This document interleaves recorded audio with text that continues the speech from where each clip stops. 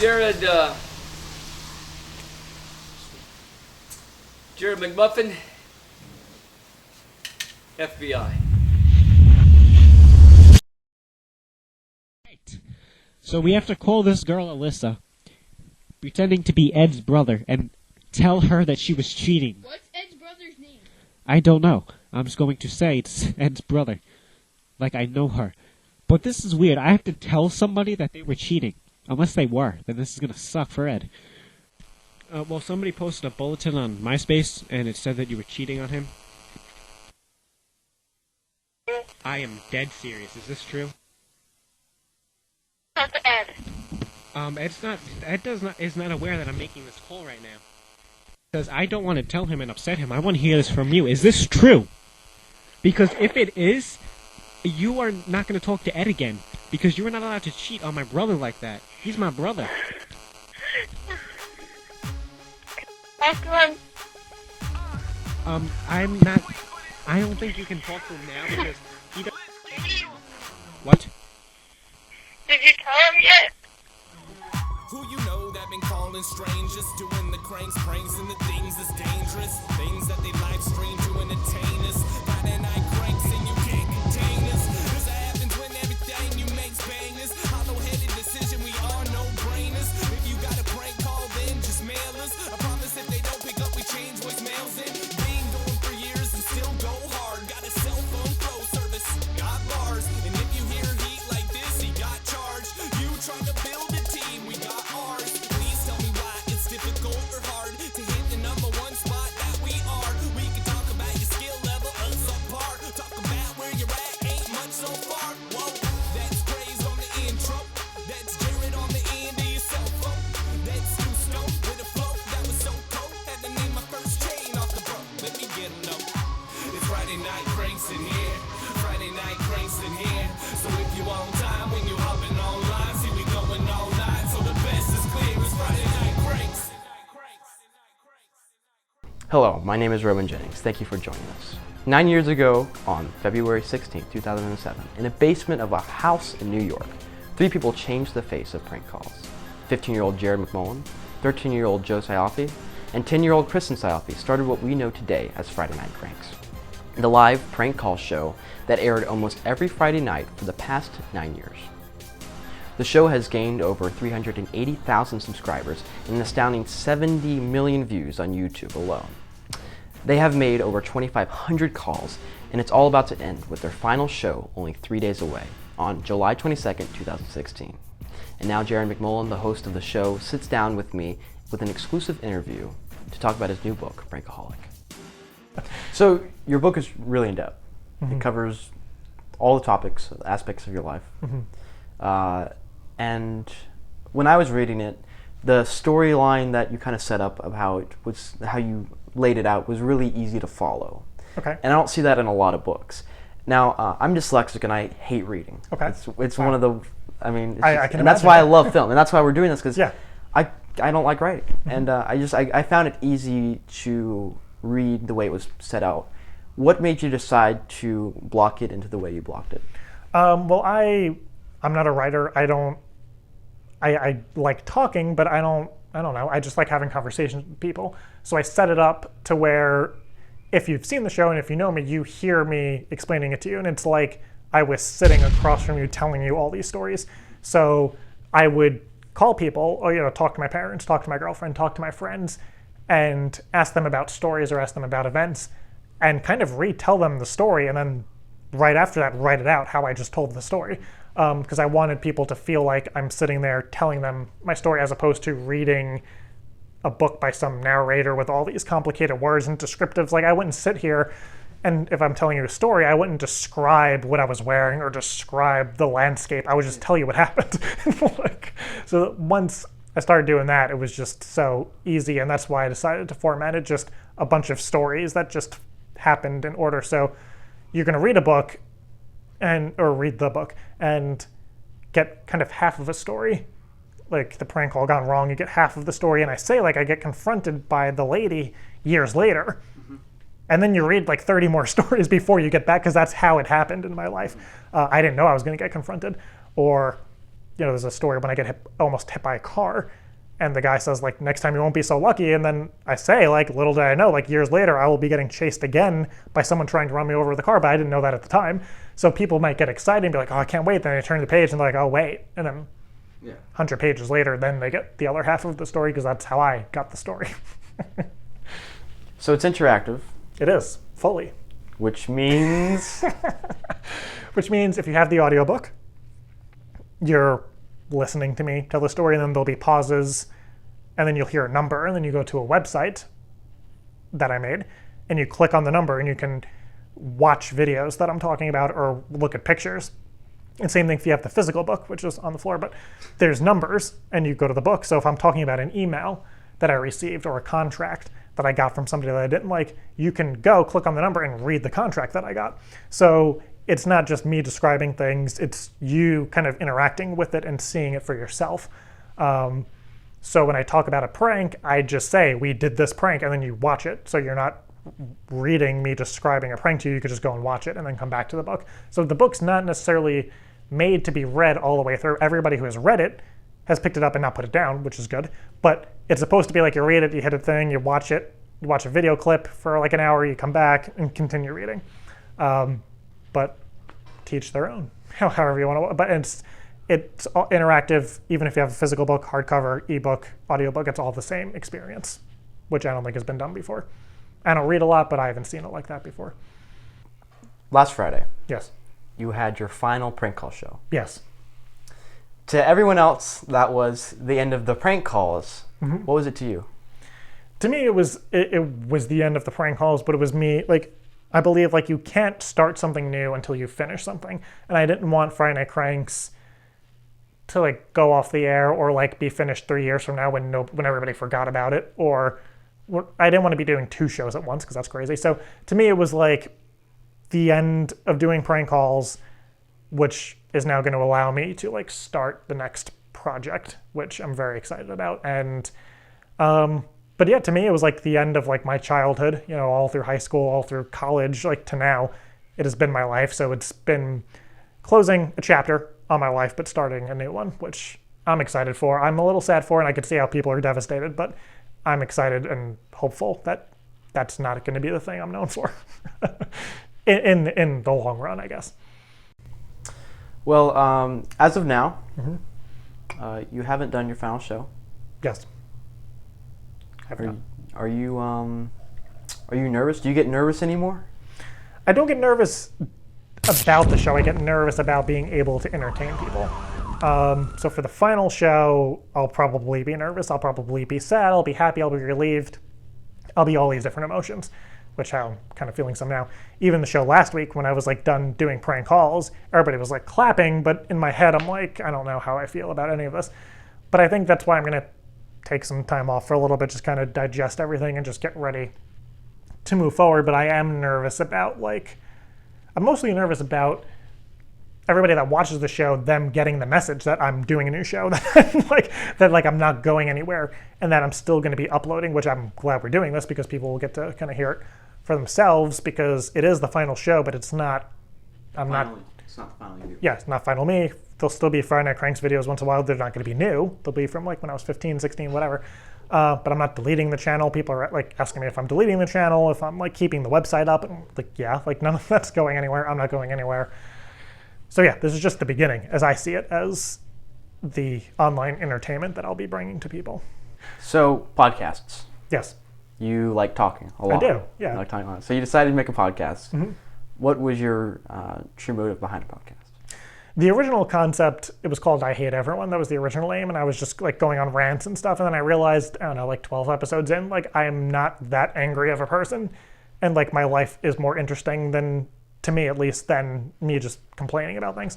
So I changed it to the greatest podcast ever, and now, I mean, I don't really know what I'm doing with it, but I just like going on talking, having people ask stuff, and just showing a more personal side to me than just the prank calls and the comedy. And I like, with the book, I mean, really the podcast turned into me just giving updates about my book and the book writing process, which a lot of people have found interesting, because I don't really know anybody else that's written a book. So I just like to talk about it, and especially with the new show, that's probably, the podcast will turn into, like, me working on this new show before everybody sees it, which I'm excited about. You do music. I do. You do music. You have 3 songs out right now. Yes. 3 songs that you've made that are people are really attached to. Mm-hmm. And you also do drumming. I do. You do drums. And your drums right now are right over here. Yeah, they're there. Your glitter drum set. And how many sticks do you have over there? At least 50 pairs of sticks. 50 pairs of sticks. Between broken and unbroken. Yeah, there's a lot. Wow. So when you take your break, do you want to go back into music? Yeah, I mean, I've been drumming. I mean, I haven't done any covers or anything, but I've been drumming. It's just a good workout for me and better than running, or especially in the seat. And I've been producing music. I have enough material for a comedy album, which I want to do, but at the same time, I just want things to happen naturally. Like, I don't want to say the album's coming out this date and then rush to put it together. So I have 3 songs that people have heard, like another 4 or 5 that are kind of almost done, but I'm not sure if they're done. And just when they're done, they're done. I think The X's Netflix was my first song I worked on for over a year before it came out, which is just a weird, especially about something Netflix so current. It was just something, and I'm like, oh, and if it comes out and people are on to the next thing and no one uses Netflix, then oh well. So I try not to rush anything, which is why things take forever for me to do. So podcast, music, pranks, books. It all ties together with comedy, right? Yes. So are you a comedian? Yes and no, because when people hear comedian, they assume somebody that's on stage doing stand-up comedy, which I have not done. Believe it or not, I would like to, I just haven't done it yet. But I would say I'm a comedian. And then it just branches off as like internet entertainer, which most people assume porn. So so it just depends on the person I'm talking to. They'll say, oh, I'm a comedian. Oh, if they're younger, oh, I'm an internet entertainer that does comedy videos or a comedy podcast or whatever. So yeah, a mix between internet porn star and stand-up comedian is me. So are you excited for the future of yeah. what you do here? Yeah, and I think that's why, I think when I talk about the end of the show, I seem very, people take it as me not caring because I'm so excited to end the show. But I'm very excited for the future, and for the first time in a while, like writing the book and just seeing my life that's happened, I'm very excited to just see what happens, to not know that I have a show every week that I have to do that everyone's going to like. I like building something and just seeing what happens with it. Will you tour? Will you go around and talk to people and do your shows? I would like to, with the new show I'm working on, that's kind of the long-term goal. But I mean, it's very hard doing a live show from the same place because a million things can go wrong. But I liked that I successfully set something up last week in a different place. It was still Myrtle Beach, but it wasn't here, and did a show. So down the road with the new show that I'm working on, I would like to take that around because that would just add to the experience for everybody.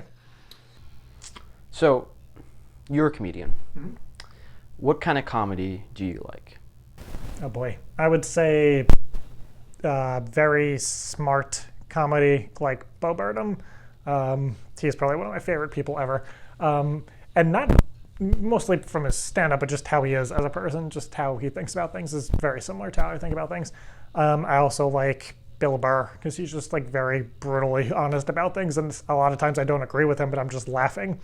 And he does this really great bit about this guy who's dying, so he decides to jump out of a helicopter, and it's a terrible story, but he's just, the way he talks is just so funny to me, and the way he tells stories, and a lot of awkward comedy like Modern Family and The Office and Arrested Development is a big show that I like, and I just love awkward silence and awkward moments and just things where like it's like a car accident, you cringe, but you just have to keep watching, or you just look away and you have to pause. And I like when a lot of people comment on the YouTube video saying they had to like pause the prank and walk away because like it was just so awkward, and I just love that so much.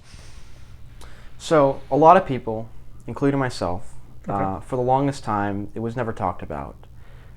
It was a situation that happened with Kristen. Okay. And I know you weren't comfortable talking about that or engaging that. Is there anything you wanted to say about that? I mean, first off, it goes very in depth in the book, but she's my cousin. We're family. So when we're doing this show together, and the same thing, I'll just kind of rewind with her brother Joe, who did the show. When we did the show, it was for fun. It wasn't really meant to be anything, and then it became this thing where we needed to do it every week. We had an obligation to do it. We had all of these moving pieces that now people that were involved maybe didn't want to do. Like, they didn't want to put all this time into it. So that's kind of what happened with Joe. And then with Kristen, it got to a point where I was like, all right, we need to take the show to the next level. And she wasn't feeling it. Like I said, I go more in depth in the book, but the general idea is that she wasn't feeling it, and we couldn't agree on a way to do the show where we would both be happy. And I wanted to bring the show up, and she kind of wanted to take it back to where we were doing the show in two different places with the green screen, and she just decided it wasn't for her. And for me, I just put all this money, all this time into a studio with multiple cameras and all these apps and like all this thing for the show to run with two people, which at the time people were like, you can't do all of this with two people. You can't have lights going and the confetti cannon and making the calls and looking at ideas. You can't do that with two people. You need like a team of people doing it. I was like, no, I figured out a way. And then she left, and I was like, I can't do all this by myself. And then this kid, Mike, who's amazing, made an app specifically for me that had all of that in there and used like different software to connect everything together. They're called APIs, but if you're not like me that knows everything or tries to technical wise, it's just connecting all the programs together. And he did that. So all the camera switches and the confetti and like all that stuff, I didn't even have to touch. I would just do the show and make the calls. And this program he made did everything else, which was amazing. But I would never talk about Kristen leaving because, one, like I said, we're family, things change. And sadly, things never changed in a positive way. But I just didn't want that to take away from the show, because the show wasn't about Kristen. The show wasn't about me. The show wasn't about Stu. The show was about people tuning in and like just seeing what would happen. And it just happened that I hosted all of the shows.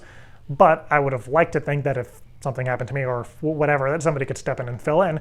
But so when she left, I was like, I'm going to continue the show and not dwell on, like, she left, she's gone. We have to move. We have to figure this out. And I was doing a lot of the stuff anyway, like the websites and the setting everything up. So for me, I was just continuing the show how I was doing it. I'm not sure if that answered the question, but that's kind of what happened in a nutshell. So when you were 14, about a year before you did the show, what did you want to do? I knew I wanted to do something with computers. I just figured I would be like fixing them, or because I was always breaking them, and we're just doing something technology based, I was hoping. But even at that time, there was really no classes or really anything for technology, especially being at 14. So I always knew I wanted to do something with that. And then this show happened.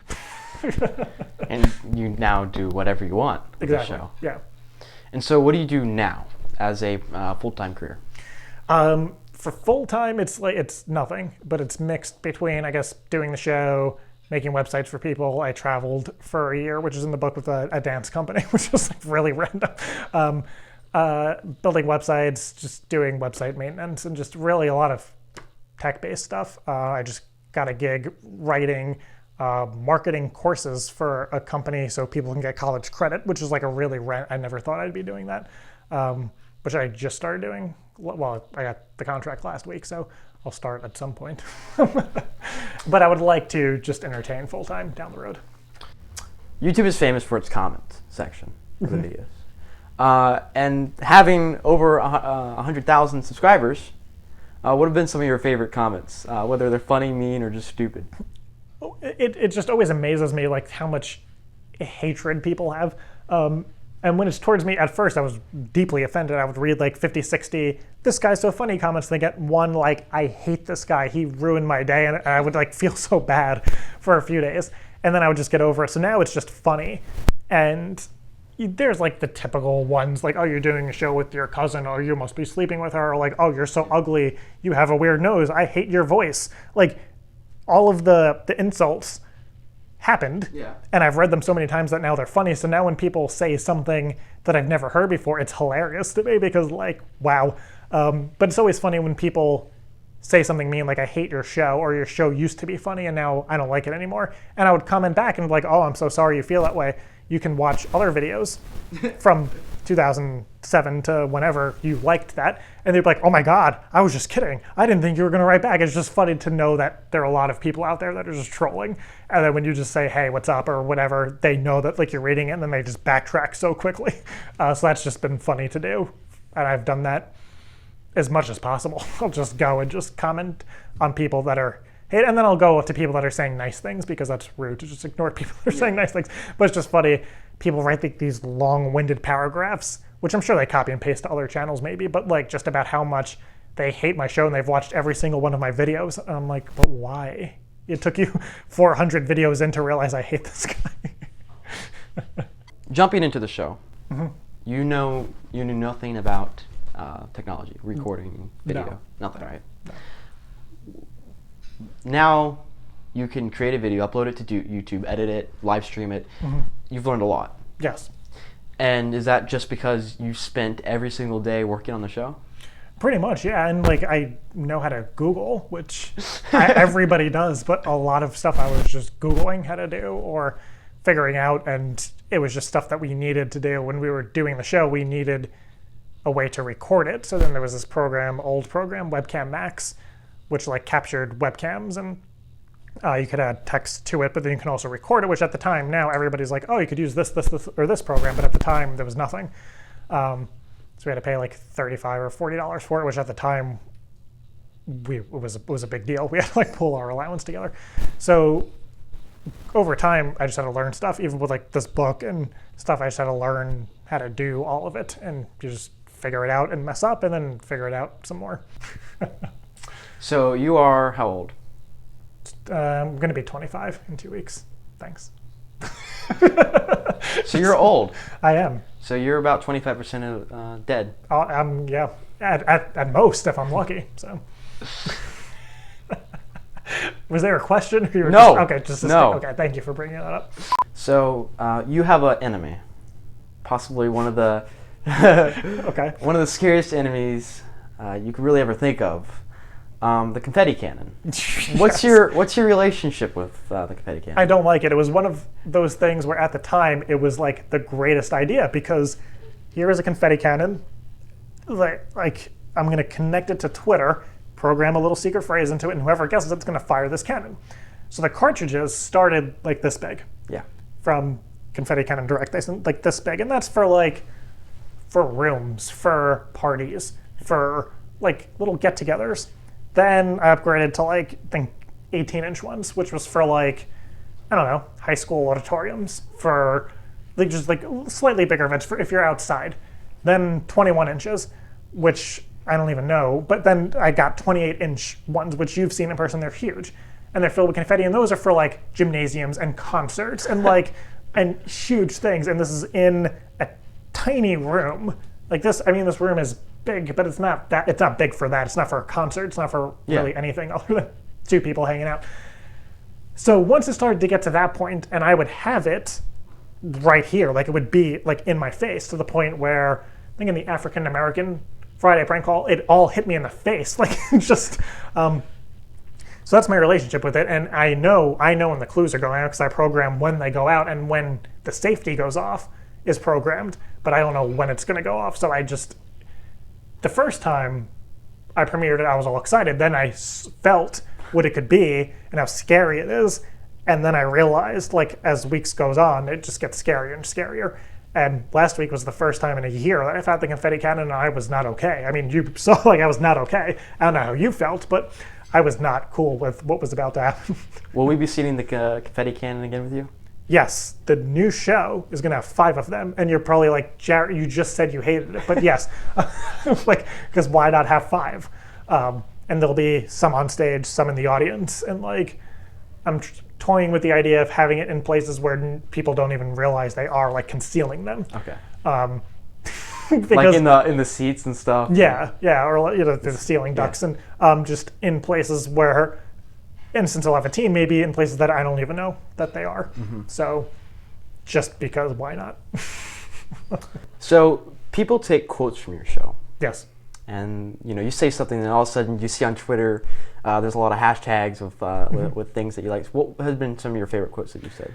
I like the whole free the fish thing because that was that was never meant to be a hashtag. And then I like when things became a joke. Like I would know that's going to be a quote, and then people would quote things. Like when George died during the Rest in Peace George, people just made that trending on Twitter, and I didn't even have to say anything. And then it happened again.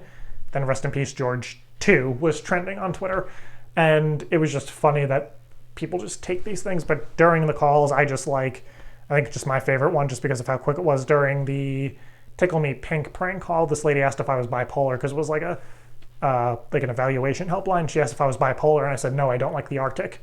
And it just went over her head, but she was just she also got it, but was just very. That's just so many. There's so many quotes. So now that Friday Night Cranks is coming to its end, It is. it's wrapping up. People on Twitter have gone up in arms, and I think someone made a video about there being riots in the street and nuclear war. That's just in general. That's 2016. That has nothing to do with the show. Yeah, we just kind of linked it. But people are scared that it's going to be the interview. They're going to stop seeing you. Correct. What's the truth about that? I am going away. No, I'm not going away. I'm starting a new show, which I've been working on for, I don't know, 8 months now. Just going in depth working on. And it's just the start. Like it's a new show. It's going to be hopefully every week if it's successful. So I'm not going anywhere. I'm still going to be here just doing something different, which I'll talk about finally, which people have been waiting. What am I going to do next? I'll ask This that is for you. history. Are you going to talk about it right now? Yeah, I will. All right. It is the world's first live late night show. And you're probably thinking, but there are already live late night shows, but they're not. They're pre-recorded. They're not live, especially on TV, because there's not live. Once in a while, they'll do live broadcasts, maybe after the Grammys or the Oscars or something. Maybe they'll do like a live stream. But this will be like the first live late night show there's no delay. So anything that happens in the studio, you'll see when you're watching live. There's going to be a studio audience. There's going to be 5 confetti cannons. There's going to be fire. It's going to be fun, and I'm really excited for it. And when I say late night show, it's not going to be the typical lip sync battles or interviewing celebrities and talking about how great they are. It's going to be a late night show for everybody. It's going to be for internet personalities, for people who are just starting out, and for people who aren't doing anything entertainment. They could just come and be on the show if they want to, and just sit down and like the lady who cuts my hair can be on the show and just do whatever we feel like doing that week. So I think I have the same question. I think many other people watching are now really excited. When do you plan for this show to come out? Originally, I was going to premiere it 2 weeks after Friday Night Cranks ends, and then I realized that I'm just not going to enjoy life if I'm doing 2 shows at once. So I'm not sure when it's going to happen. I would like to think this year at the very latest, early next year. But it's a lot that's going into it. I need to get the equipment. I need to get a team together because I'm not doing this myself. I'm going to get a team of people together. Need professional cameras, not just webcams, and then a place to do it from, and just all that stuff, and then writers to help me get solid content every week. Because I would love to write all the shows. I would love to do everything myself, but I can't. You can't do everything. And I would still like to host it and still have a sane mental capacity, at least from what I can. And that's really the gist of the show. So you said something really interesting in the book that I really took as something important to look at. You say you don't think of the people who watch your show as fans, as your fans. Correct. And what's the reason? I almost didn't put that in the book because, and at the very last minute, I was like, I'm going to cut this. And my girlfriend read the book and she's like, you need to keep this. And it was because people use that word so loosely, and so there's so much ego and so much just money attached to that term to fans. It's just, I don't even like saying it because I connect with the viewers, with the people who watch the show. So I don't say like, these are my fans, like, because one, they don't necessarily like me, they like the show, and they like the show I put on, and they're viewers of the show because I've gone to so many meetings with TV networks or companies or even YouTube itself, and like fans mean money, and like if you have X amount of fans and you promote it this way, you will make this much, and like you're no longer entertaining, you're trying to get something out of people instead of providing something to them. And if I'm providing something to people, they're viewing, they're watching. So that's just kind of where my hatred of that word comes from, where I'm sitting in meetings, they're like, well, how many fans do you have? And I'm like, 0. Like, I have viewers, because they just see, oh, if you have X amount of fans, we'll do this, or like which I'm glad that YouTube plaque does not say, that says subscribers, because if it said fans, I would have thrown it out. So let's get that. Can you Sure. get that? Make you do all the work? Yes. And let's look at this, because when you got that, Yes. what did it mean to you? I mean, I just got this year, actually. So this is a little dusty, but I got this year, and we surpassed 100,000 subscribers maybe in like 2008 or 2009, or maybe even, I don't even remember when exactly. But the reason why it's on the show set is because it's not mine, it's everybody's that's watched the show, because I made a channel, Friday Night Cranks, and 100,000 people subscribed to it. I didn't make anybody. People did that on their own. So this is for everybody else, which is why it's going to be visible. And even in the new show, this will probably be somewhere hidden, people can see it and point it out.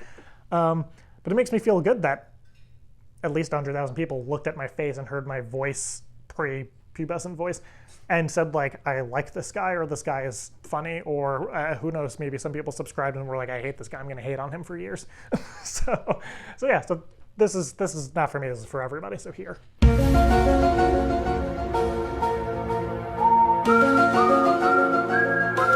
You go over this in the book in complete detail, but why Friday? Friday, believe it or not, I had school when I was 15, so I knew I had to convince my parents to let me do the show, and the only way to convince them to let me do the show was if it wasn't inconveniencing anybody in any way.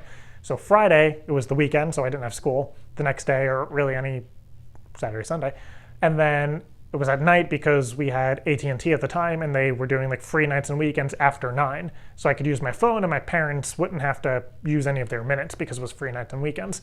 So I figured we could make calls on Friday, no school, no minutes were being used, and everybody won. And that's really why we picked Friday. So the fact that you haven't been arrested is a miracle. It's amazing. I like it. It's really good. It's good for everyone here. Yeah. Were you ever really concerned that you were going to go to jail at any time? It was up and down. Like when we first started the show, I was overly paranoid. And then as the show went on, I got a little too cocky. And then a police officer was knocking at this house a few years ago. And then the FBI kind of did a little investigation, which is also in the book as well. But people were doing prank calls pretending to be me and saying, oh, by the way, this is Jared from Friday Night Cranks. And they would Google Friday Night Cranks, see Jared, and assume I did those calls. And they did their job. They investigated and determined I did not do those calls. And everything was fine. So then I was still paranoid around that time, then got back to being like really calm about it. And now I'm just kind of like, whatever. Then as the show was ending, I was like, something's going to happen before the show ends. But thankfully it did not. So you've been doing prank calls for 9 years. Yeah. Yeah. Is there anyone you want to say you're sorry to? I guess anybody that I've called that wasn't ready for what happened. Like any call, like I picture the the Geico insurance I called like a few years ago, and at the end of the call, the guy's like talking to a horse, or the lady's talking to a horse and like apologizing to it. Like just people who were just being like so professional, but they just were not ready because either like they thought this was a real situation. I feel bad in the sense that like some of them still don't even know that it was a prank, and they're going to go the rest of their lives thinking that that was a real situation, or that Mitch or Brandon or Barney is out there somewhere, or like Barney was calling a home security company because he gets drunk and breaks into his own house. Like that guy is now thinking that he is out there somewhere. So I want to apologize to those people for that reason. Have you ever really like regretted doing any of them? Not really, mostly because I mean, I would find information out after about people, like, oh, that person maybe just had a death in their family, or maybe this person just isn't all there, or this like I would find out things after, but that didn't really change how I would have acted in the call. I maybe wouldn't have did the call, but at the same time, the call's still funny. But and all the people that I call were set up by somebody else. So if somebody wanted to prank somebody and then they feel bad years later, that's not my fault. I always try and do a prank with good intentions. Like, I never try and get people fired. I mean, maybe when I was younger, I'm not too sure, but definitely the last few years, never tried to get anybody fired or like ruin somebody's life. And if that just happened, then it probably wasn't because of the call. They were on very thin ice, and that call just kind of pushed them over the edge. But I don't really regret any call. So your favorite place to prank call? Walmart. Walmart. Yes. Right. And you've had some of your most successful hits on Walmart, right? Yes. Right. Yeah. What was your favorite Walmart call? It would have to be, I know everyone's going to think the Walmart on lockdown, but not really. It would be, I called Walmart saying that I do a scavenger hunt in Walmart, and I hide my household items, and I send my kids and the neighbors' kids into Walmart to look for things. And I called like complaining that they weren't done yet. And then Walmart thought they were these kids in the store. And then I said they were all blind, or they were all deaf or something. And then I tied them all together with a leash so nobody could steal them. And like, they just bought all of it. And like, they're lecturing me and yelling at me that I'm a terrible parent. And then my second favorite has to be when I called Walmart on Black Friday about African American Friday, because I was taking it very seriously. And that's just, that lady's reaction was exactly how I wanted it to be. So it's my favorite. So it takes creativity to do this. Yes. A lot of improv, a lot of on-the-spot thinking. Yes. Where did you learn to do all this? I mean, I say in the book, I was locked outside as a kid, which pisses my family off, but we were. They didn't want us at video games all the time, playing video games or at the TV. So we got locked outside because it's beautiful, especially in the summertime. They had fences. We couldn't really escape. So we would be locked outside all day. So we had to like make plays, make up games. Like if we're outside, if me and you went outside for like 3 days, I'd have a game for like everything. And that's just how it was. And then, doing home movies, making music, just stuff like that. And then doing the show, we just kind of brought all of that to the show. But at the same time, a lot of the creativity, a lot of the ideas, a lot of lines were delivered by people watching, just tweeting or putting in the chat room in real time, and I would just say whatever they said. So it was like a collective effort, which you don't really get to see if you're watching just the YouTube videos. You don't get to see the collective effort of everybody. So some of the creativity is for me, but I would say it's 50-50 me and everybody else watching. So what can people do to help you with your new show? I don't know, because I feel they could definitely buy the book for sure. And I'm not just saying that because like any money that I make from the book is going right towards the new show. Even like with all the side jobs I have, like this money is being thrown into this new show because I want it to work. So when it premieres, they could definitely watch it. It's going to be free. It's going to be fun. And I think that's really all anybody could do is just get the book, because I'm not going to go. I don't know. I'm not going to like go to an amusement park if you buy the book. I'm going to like put it towards a new show, which will hopefully make everybody happy. So they're technically paying to like support their future entertainment. Why Prankaholic? Where did that name come from? I was driving in the car because most of the book was written, and I didn't have it as titled as anything on my Word document. It was just untitled. Like I didn't even name the document it was in. And I was driving, racking my brain, different names, and I did not want it to be the Friday Night Cranks story or the Friday Night Cranks book or like professional prankster or like all those sounded so cheesy to me. So I was driving, and then Prankaholic hit me, and I was like, oh, that's amazing. And then cranks usually mean prank calls, but since I did hidden camera pranks and just pranks were played on me, just Prankaholic just seemed more fitting for me. So your new book, yes, is right now available where? Right now it's just on FridayNightCranks.com. Depending on when people are watching the show, it'll be on iTunes, the Amazon Kindle. There are certain places it'll be on the Barnes & Noble website. They might have them in the stores. It just really depends on that. But you can pretty much get it anywhere you can get ebooks or physical books. Is there anything about the book that you just really want to tell people, that you feel is the most important thing to talk about? I think it's important for people to understand that it was written by me. And believe it or not, that's not a statement a lot of people can make. Their name may be on it, but there's no co-writer. There's not a ghostwriter. And I think some people may not believe me, but when you read the book, you can tell. Like, it's written the way I talk, and it's written with stories that, when I was originally writing the book, I wasn't going to tell people because it's very personal. And the book is like 75% funny, 25% serious, and maybe like teeny tiny, like really serious. So I think I don't know if I had a co-writer or a ghostwriter, they would not be able to tell the stories the way I told them. So I want people to know that I wrote that. Every word in there is me. All of the opinions are me, and it's not anybody else behind the book. So, and I also want people to know that it is my life. So if they go into it maybe how you were thinking, it's going to be like all funny and like it's all great, like that's not how life is. So there's ups and downs in the book, and it's not written in a way that it was sugar-coated. It's just very real, almost a little too real. So how long did you spend on the book? 18 months. 18 months. Yeah. And do you ever want to do another book? I do. Yeah, but not anytime soon, because I've self-published it, which means I had to get it edited. I had to find people to make the cover. I had to figure out how much it's going to cost to get the books printed. I had to order the books in bulk. I did everything for the book. I'm making the ebook and recording the audiobook not as we speak, but before you came. That's what I was doing. So doing it all myself, like I've done with Friday Night Cranks, has been great, but it's a long process. It's not just you write it and give it to people.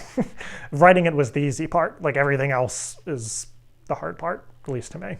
Tell me the story about how this happened. The cover, okay. So I bought the phone because I wanted a red phone for some reason. I was like, a red rotary phone would just be so ironic because it's a prank call show, it fits, but at the same time, I've never used a rotary phone. Those are so old.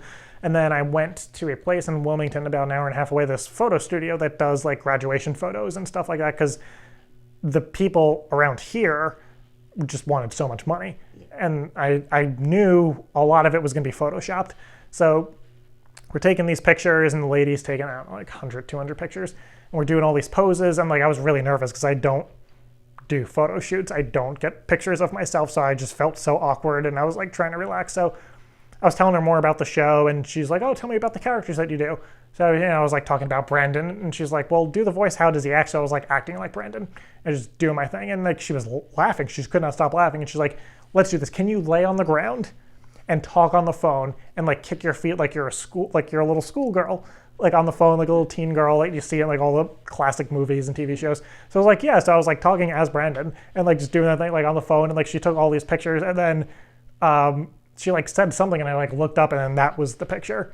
And she took maybe over 200 photos, and we were going through it, and like I knew that was the cover. Like I had this whole other concept in my head for the cover, but I was like, that's the cover.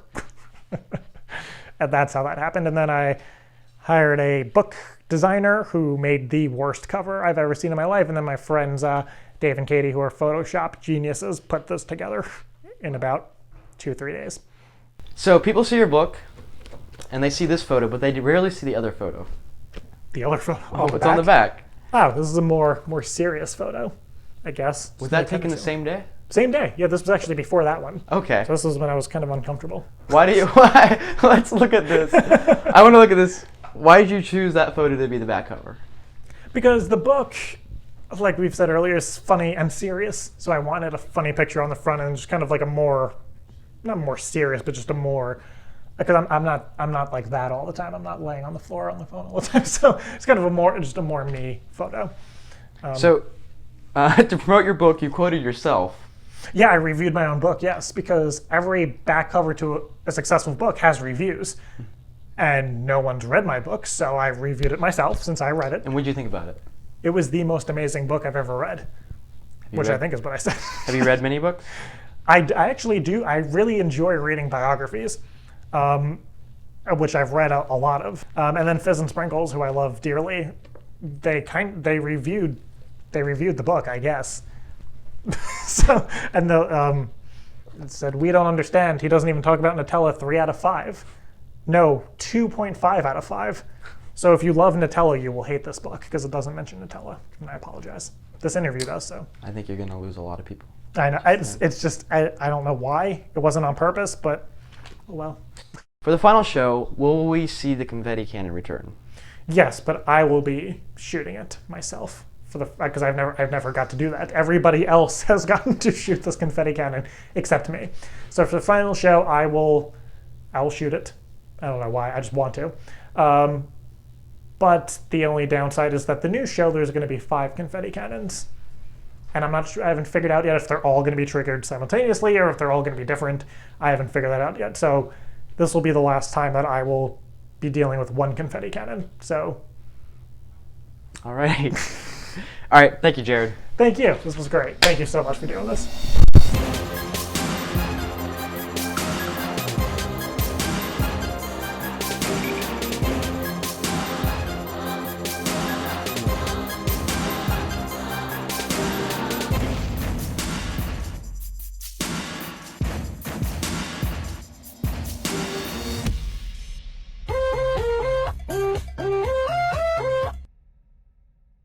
I love you, Stu.